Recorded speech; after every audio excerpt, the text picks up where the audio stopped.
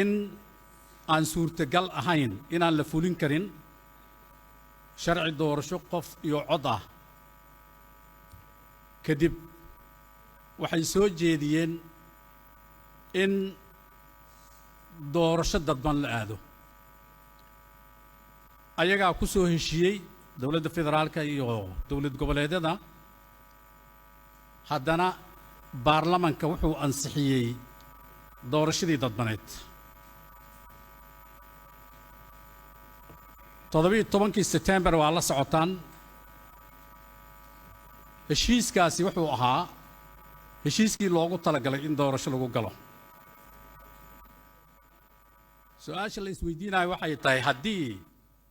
doorashadii 2021 oo aan dhahnay doorasho toosan hal la galo lama fulin karo la yidhi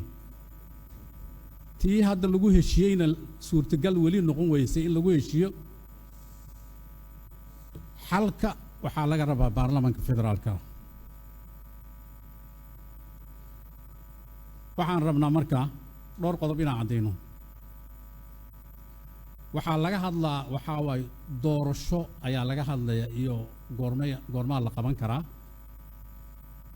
halkan looma fadhiyo muddo kororsi wax la yidhaahdo waxaan rabnaa dadka qaarkood oo su'aalahaasna weydiinaya ajandaha maanta waxaa waaye qodobka 9aad ee dastuurka ku-meel gaarka ah madaxweynaha jamhuuriyadda federaalka Soomaaliya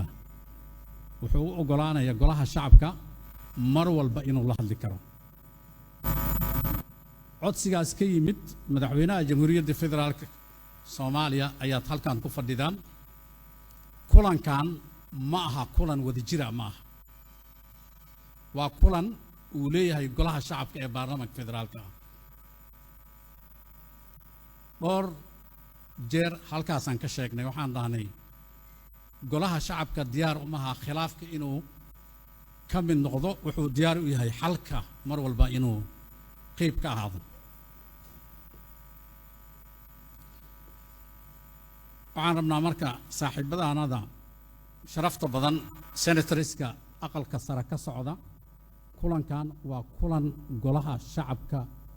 keliya uu leeyahay waay warbixinna waxaa laga dhagaysan doonaa madaxweynaha jamhuuriyadda federaalka Soomaaliya waxaan codsanaynaa